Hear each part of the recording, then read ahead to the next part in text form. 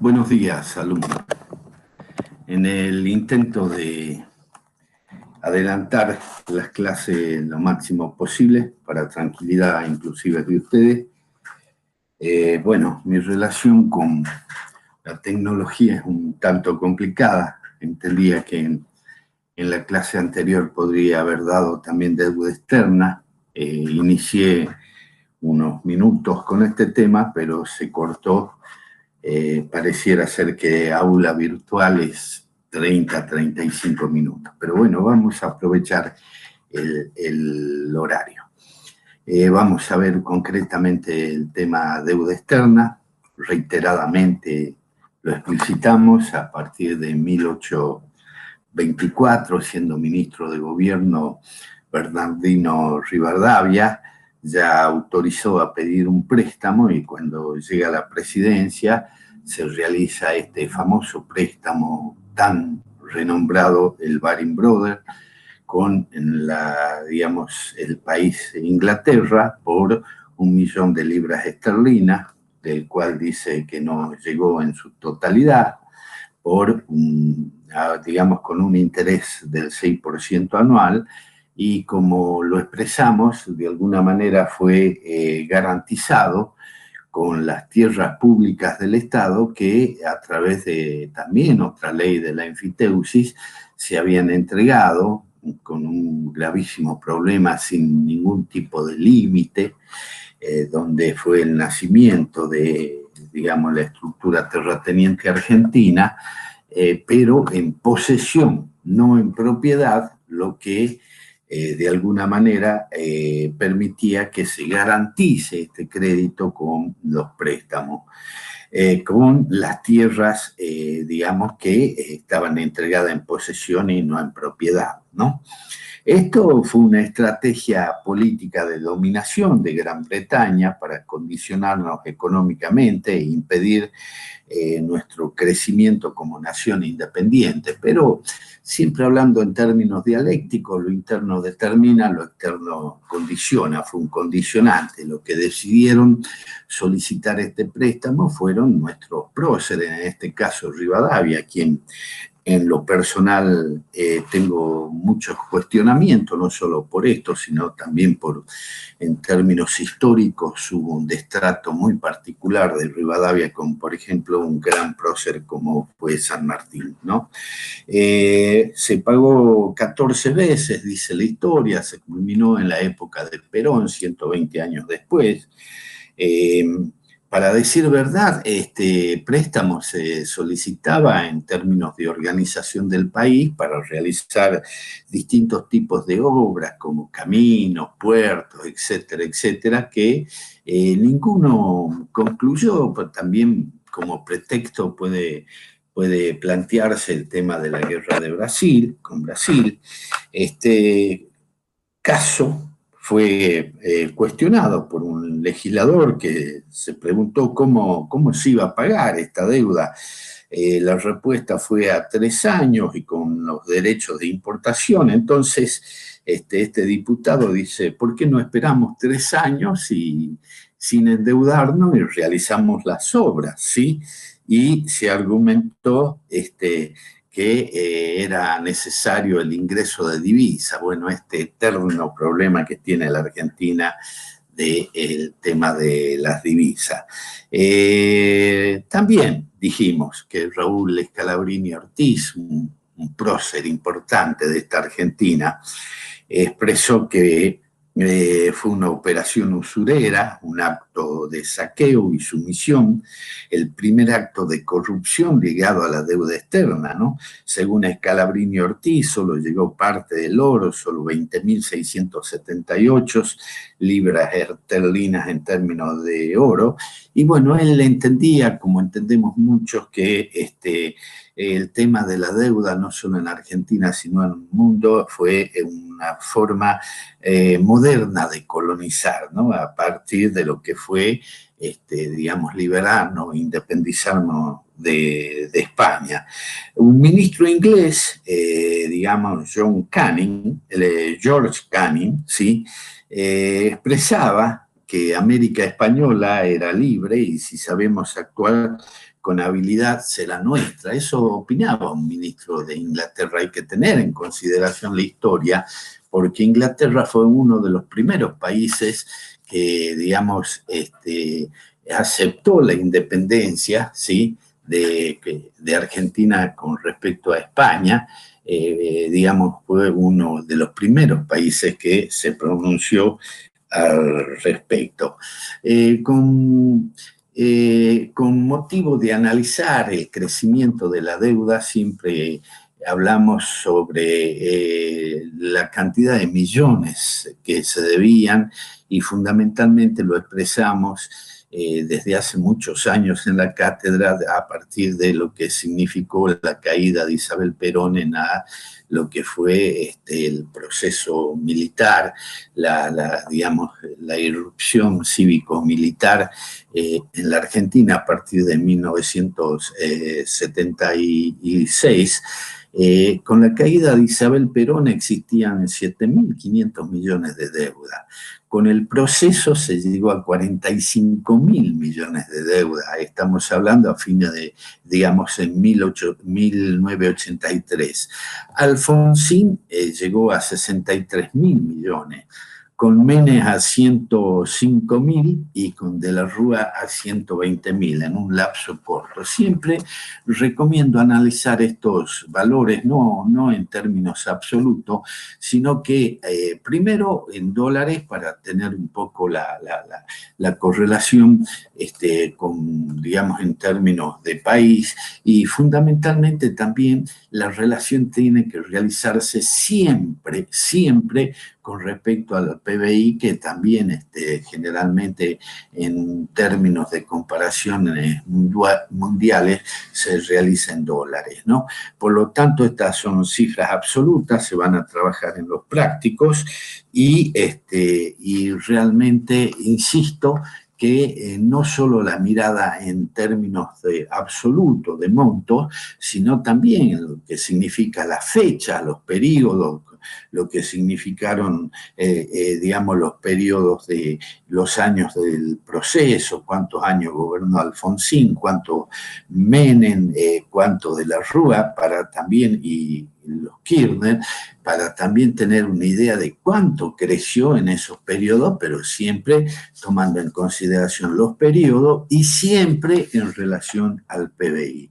Hay historias muy concretas, muy complejas. El tema de la deuda externa es un problema histórico de la Argentina que, como dije y lo expresé en reiteradas ocasiones, es desde su nacimiento. Tiene un problema fundamental que creo que los argentinos tenemos que analizar en profundidad, que es que en la mayoría o en el grueso de nuestra historia se vivió de prestado, se gastó más de lo que recauda, que es un problema muy complejo y que hay que analizarlo con mucha importancia, y lo vamos a hacer cuando empecemos la unidad 3, cuando hablemos del tema fiscal y del tema comercial, en una posición muy concreta de que hay que buscar el equilibrio. Siempre hay que buscar el equilibrio y en lo posible buscar alguna forma de ahorro, de un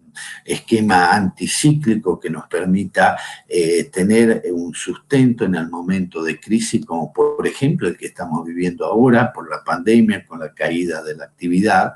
Es necesario haber, digamos, en las mejores de las situaciones, tener ahorro suficiente como para poder paliar una situación. Pero nosotros, un país endeudado, con más la pandemia, donde cae más la producción, la actividad, nos encontramos ante esta situación.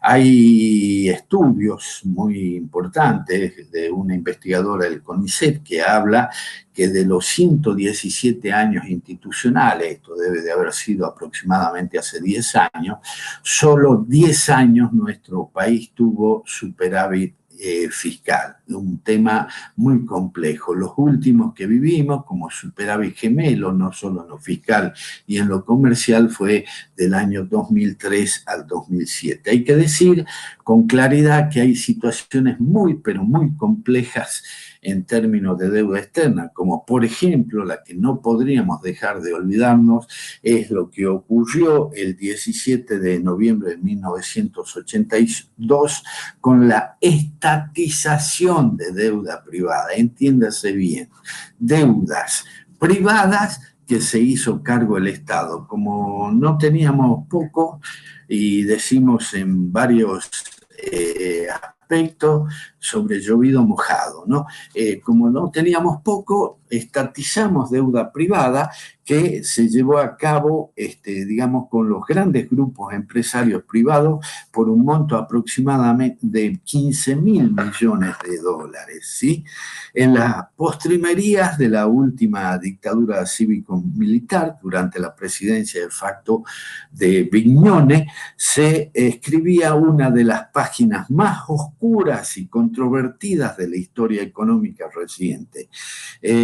Como presidente del Banco Central, Julio González del Solar, aunque su antecesor, y escuchen este nombre porque hoy también de vez en cuando tiene el desatino de criticar las políticas, porque el antecesor de la presidencia del Banco Central, de Julio González del Solar, que fue en que en definitiva se operativizó esta estatización de deuda privada, fue su antecesor Domingo Felipe Cavallo, quien había aplicado el seguro de cambio y la operación con la operación que permitió que estos pasivos privados pasen a manos del Estado.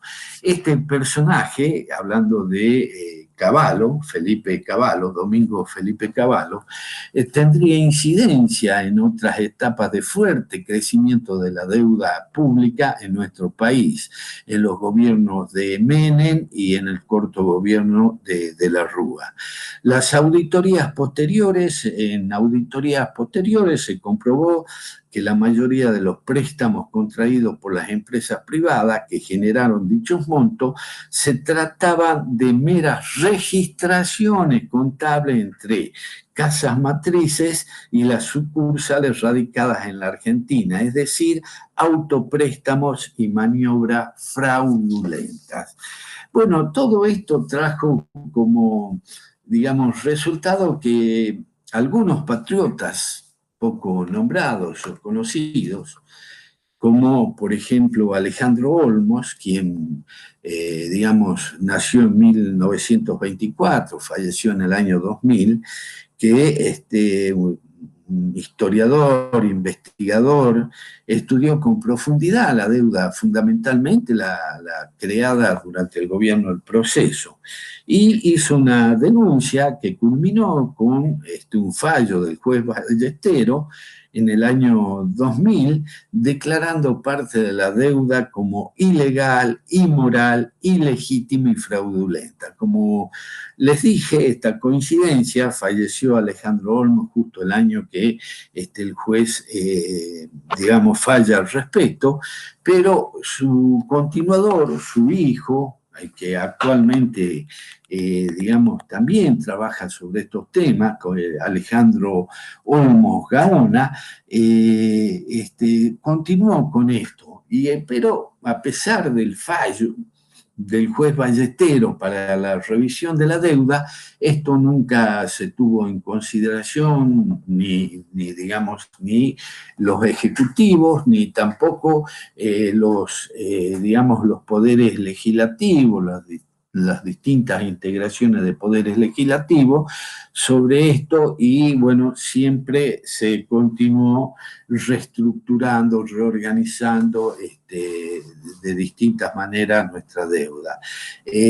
Para una comparación que tiene que ver hasta inclusive con lo que se arregló hace muy poco, se arregló la deuda, se reestructuró la deuda de Ecuador y posteriormente la nuestra, hace muy poco tiempo,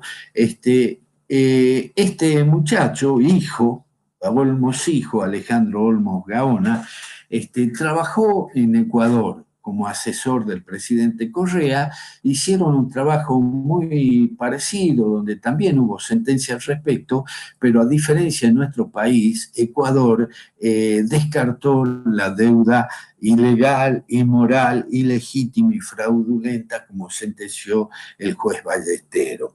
Hay que decir que en todo este esquema hubo, como les dije, estatización de la deuda, refinanciaciones en democracia, el famoso Plan Brady de 1992 con Menem, la emisión de bonos en el mega canje de la Rueda del 2001, bueno, toda una sucesión de reestructuraciones de deuda con parte de ella digamos, sentenciada como ilegal, inmoral, ilegítima y fraudulenta.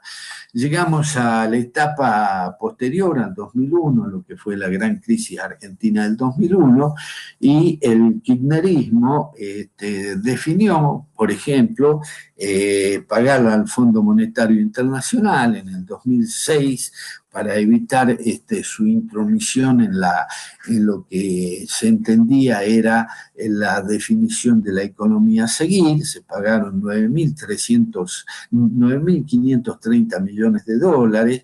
Hubo un canje que se inició en el 2005 y culminó en el 2010, que en la primera etapa del 2005 se llegó a un acuerdo del 82% de los acreedores y en el 2010 se incrementó en un 11%, se llegó a un 93% y quedaron esos famosos 7% que los definimos como los famosos buitres, ¿sí? Y bueno, también hubo un acuerdo con el Club de París por $9.700, pero en conclusión quedaron este grupo de buitres que generalmente se les llama a aquellos que compran los bonos de países cuando están en problemas muy concretos en términos financieros, que a un bono de $100 lo compran a 20 y exigen el valor nominal. Bueno, así fue que se exigió, se fueron a, digamos, se juzgó digamos, en Estados Unidos, el famoso juez Griesa, que ya falleció, con un personaje que era el que litigaba de este esquema, y se logró que el gobierno de Macri al inicio pagara los 16.000 millones de dólares, que bueno, fue el inicio de la debacle en términos financieros de lo que ocurrió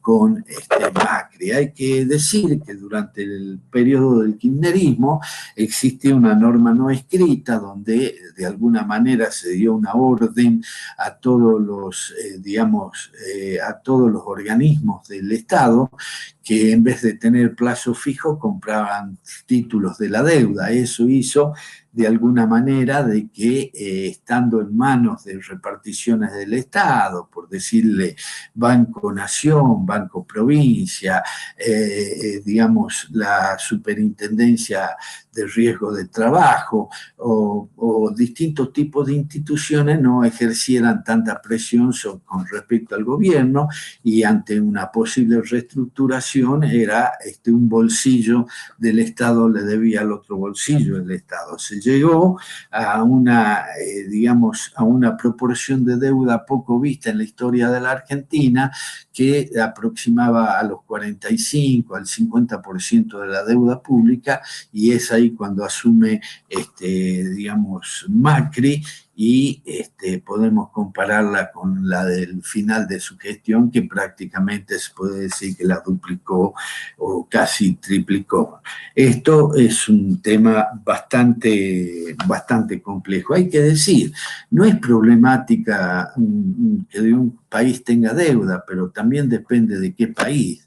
Hablamos, por ejemplo, de Estados Unidos. Estados Unidos tiene un PBI que supera los 21 billones de pesos y su deuda deuda pública es de 23, o sea, más de un año de actividad de Estados Unidos, pero la diferencia es que Estados Unidos tiene la moneda patrón y ellos emiten sin limitaciones, con tal se desparraman el mundo y eso no le provoca mayores problemas de inflación. Fundamentalmente hablamos de Estados Unidos, la primera potencia del mundo.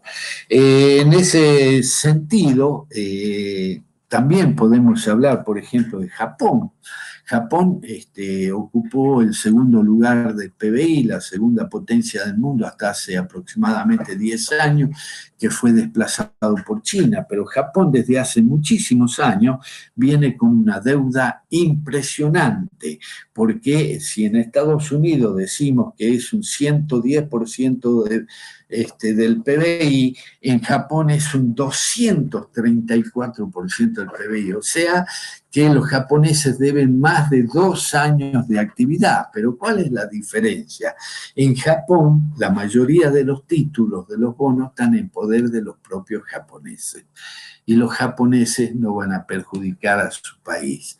En cambio, en nuestra Argentina la deuda es externa, es de bancos extranjeros, digamos, del Fondo Monetario Internacional. Bueno, una cuestión muy, muy complicada. Hay que mencionar la historia, siempre decimos, esto no es una crítica hacia el exterior o hacia quienes nos prestaron la plata, sino una crítica interna que debemos hacer de la forma de endeudarnos, ese nivel extraordinario como ocurrió en la historia y fundamentalmente en los 4 años anteriores, una crítica que podemos hacerle al propio gobierno de la provincia, que se endeudó en forma impresionante en los últimos términos, en los últimos tiempos, y lo más importante es que la deuda no se realiza en moneda local, sino que se realiza con moneda extranjera y con los gravísimos problemas que tenemos de restricción de divisas y el problema de las devaluaciones, que a medida que devalúa cada vez aumenta más nuestra deuda. Y en esa historia de desmanejo, de gastar más de lo que corresponde, podemos mencionar que nuestro país ocupa un récord en términos de default. Tenemos el primer default en 1827, en 1890, 1951, 1956, el quinto en 1982, el sexto en 1989, el séptimo en el 2001, el octavo en el 2014, digamos, producto digamos, de este problema con los hold-up, con los buitres, y también hablamos del último default que se inició, digamos, prácticamente con el pedido de ese monto extraordinario al Fondo Monetario Internacional, pero que, digamos, se concluyó ante un impago del 22 de mayo del 2020. En ese sentido, tenemos que ser muy concretos. Nosotros tenemos una historia bastante complicada con respecto a las deudas y es producto de una irresponsabilidad de endeudarse, y que en lo personal pienso yo que la legislación tanto nacional como provincial tendría que estar restringiendo este tipo de endeudamiento sin límite que de alguna manera hipoteca la vida o el futuro de nuestros hijos y nuestros nietos por generaciones. No puede ser que un gobierno que es elegido por 4 años se endeude de forma tal que los tengan que responder 2 o 3 gobiernos posteriores o dos digamos, generaciones posteriores. Esto tendría que tener un límite. ¿Cómo se encontró este último gobierno? Con que se aumentó en forma indiscriminada esta deuda, tenemos bonos por legislación extranjera con 65.000 millones de dólares, bonos con legislación nacional de 42.000 millones de dólares, y el préstamo al Fondo Monetario Internacional de mediados del 2018, que inicialmente se suscribió por 54.000 millones, recibieron 44.000, perdón, y se fugaron 36.000 ahí sobre el momento. Bueno, además hay que tener en consideración todo lo que significan las distintas letras de endeudamiento, tanto del Tesoro como del Banco Central, que digamos, en su conjunto, con todo este tipo de deuda, confluyen a la deuda pública, al total de la deuda pública. Hubo una fuga en los últimos 4 años aproximadamente de 98.000 millones de dólares. La nueva reestructuración en bonos tanto de legislación extranjera como con lo de legislación nacional significó una quita de capital e intereses y una espera en el tiempo, una espera que normalmente se expresa como un plazo de gracia. Esto de alguna manera significa que empezaríamos a pagar, hablando de bonos, porque lo del fondo todavía no está arreglado, en el año 2025. Y el acuerdo, y en esto en la comparación también con Ecuador, Ecuador arregló 2 meses antes con un valor neto, valor presente neto de 60 pesos. Esto es, para que ustedes lo entiendan, un bono de 100 en el acuerdo se reconoce como que se pagaría $60 en esta reestructuración. Nuestra Argentina, un par de meses después, en un acuerdo llega a un valor presente neto de 54,60. Lo más explícito que escuché fueron las expresiones del economista Emanuel Álvarez Agís. Expresaba: Macri le dejó a la Argentina una mochila de deuda que pesa 100 kilos y ahora con la reestructuración hay que levantarla recién en el 2025 ya con un peso de 54,90 kilos y no de 100 kilos como era al inicio. Ahora, escucharán todos los días esta presión de lo que significa el dólar blue, ilegítimo, ilegal, como lo quieran llamar, el dólar negro. Bueno, hay una presión muy grande para devaluar, ¿sí? Esa es la absoluta verdad.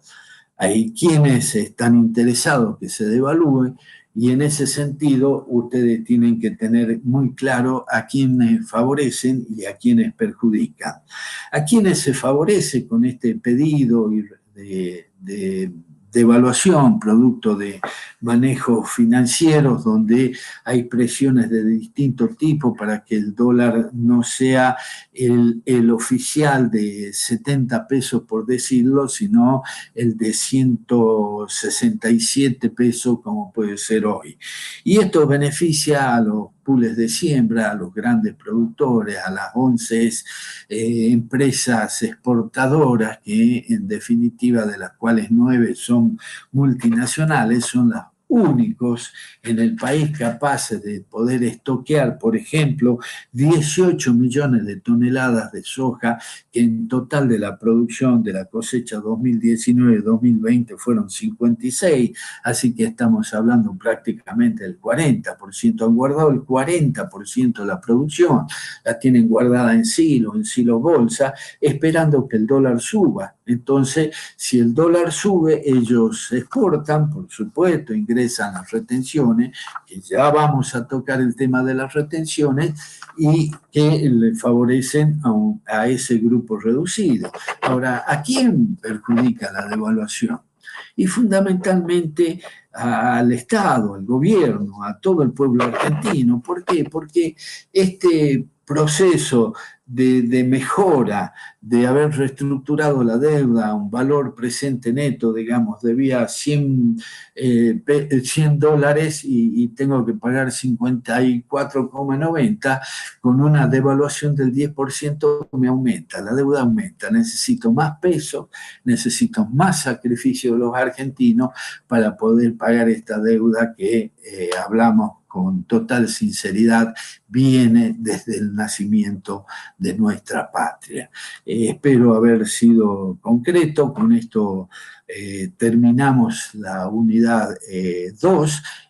Los profesores de práctico van a hacer un desarrollo muy, digamos, detallado de lo que fue la deuda que mencionamos al inicio, y recomiendo, como siempre, no analizar en valores absolutos, sino siempre relacionarlo con el Producto Bruto interno del país y tener conciencia de lo que significa la deuda y lo que en términos generales no se equivocó Scalabrini Ortiz de decir que es otra forma o una forma moderna de colonizar a los países en desarrollo.